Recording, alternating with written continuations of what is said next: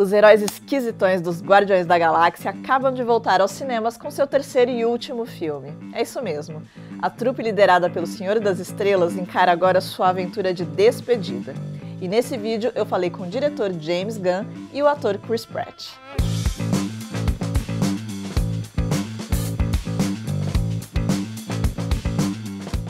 Em 2014, os Guardiões da Galáxia chegaram aos cinemas e fizeram sucesso ao misturar humor e ação e um grupo de espécies diferentes, desde um terráqueo e um guaxinim, passando por alienígenas azuis até uma árvore ambulante.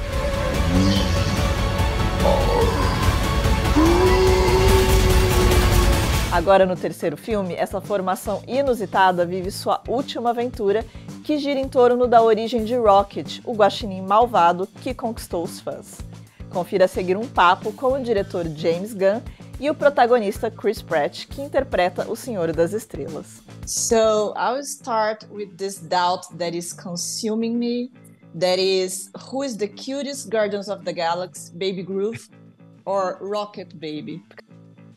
Oh, I mean, it's hard. Listen, they're very different. I mean, baby Rocket is simply a baby raccoon. Like, that's exactly what baby raccoons look like. So, that was created by God, and baby Groot was created by me. So, I think in the contest between me and God, I have to give it to God. And so, wow, it's the first time I've ever heard him say that. Wow, that's incredible. Wow. Actually, he casts himself. Oh, brother. They're both really cute. Well, this is kind of a closure for the Guardians of the Galaxy, so I want to know, how was it to find the right tone for this? You know, listen, I don't write from a place of tone. I write from a place of, I just have to give these characters the truest story I can possibly write.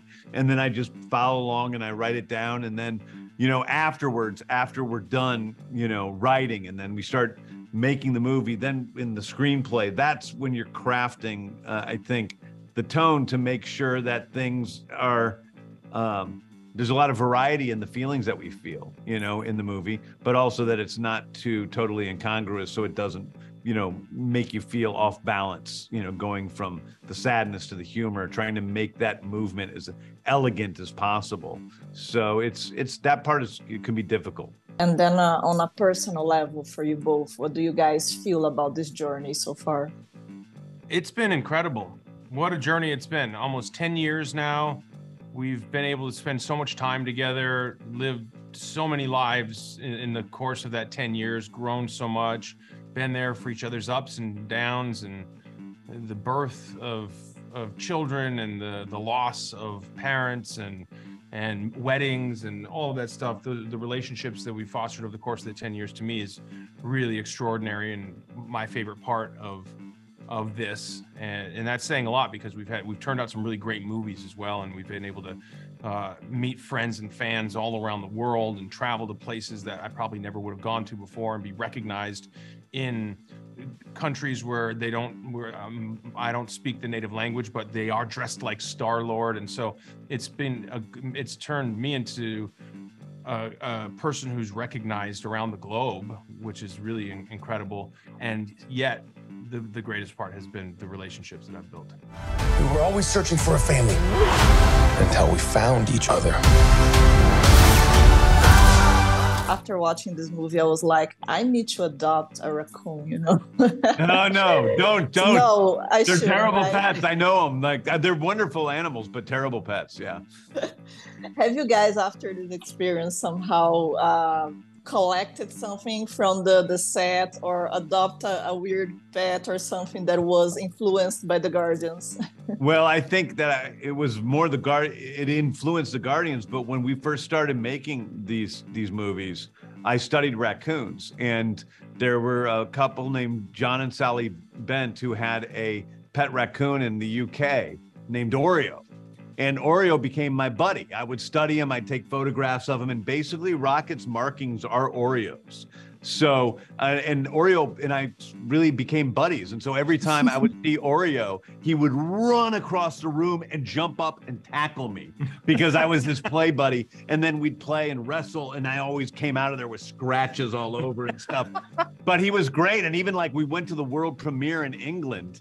And afterwards, you know, my date and I went to the hotel to play with Oreo and this hotel room that we had gotten, and Oreo destroyed the room like a Red Hot Chili Pepper in 1992.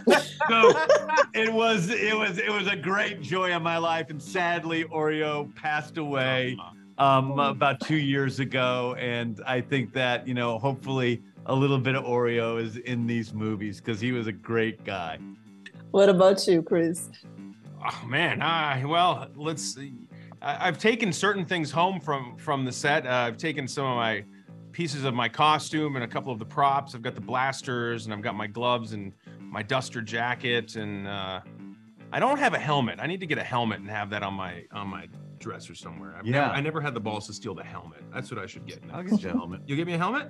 That'd be great. Yeah. So James is gonna give me the helmet. Now I'll have the whole costume. And yeah, that's pretty cool. So I like that. And did my chair backs. I've got a table up at my farm with all of director's chairs with all my character chair backs from the various projects that I've been on. And yeah, I always take something home like that. Great. People were kind of skeptical about the first movie. And now we have all these movies that look like Guardians of the Galaxy, like with all these different kind of creatures on the same place. So how do you guys see this evolution of the Guardians? You mean all the things that are like Guardians out there? How do we feel about that? I think it's great. I mean, I think that, you know, when they say, you know, that is the sincerest form of flattery, and I think it's really cool that the Guardians have influenced other projects. I think that it's cool that we've influenced other filmmakers and actors. I take it as a huge compliment. I hear from directors that, you know, have been around for a long time before me. I know Guardians of the Galaxy is Steven Spielberg's favorite superhero movie, which when I heard that, I started to cry because Steven Spielberg made me want to direct movies, especially when I saw the first Raiders of the Lost Ark. So I think that it's just been really amazing to see the influence Guardians have had on culture. And really, we're just watching it like spectators, like everybody else. It doesn't feel connected. It is beyond us. Yeah, and there's this idea. It's interesting. Anytime like industry merges with art, oftentimes when there's a positive commercial result, the industry side will start to try to engineer projects that will result in the same commercial success from the outside in. And so they'll look at the colors and they'll look at the music and they'll look at the tone. But unless you're creating something from the inside out, it never works. And so oftentimes you see this through history. A movie comes out and it does really well. And then there are a couple of repeats that try to capture that same magic, but they're starting from the outside in. And with James, and we're so grateful that he's done all three films, he is the inside. In these worlds, the music selection and the curation of the score and soundtrack, the casting, the worlds that he's building, the animals, the characters, the love of all of the comic books, that all comes from within. And the outside is what the world that he builds. And it works because it's his, and it happens to be colorful and full of music and humor and irreverence, laughter, action, and adventure. But it's not something you can just easily repeat. And if it was easy to repeat, then, you know, James wouldn't be as rare and special as he actually is. E esse foi o Em Cartaz. A gente se vê na semana que vem com mais dicas.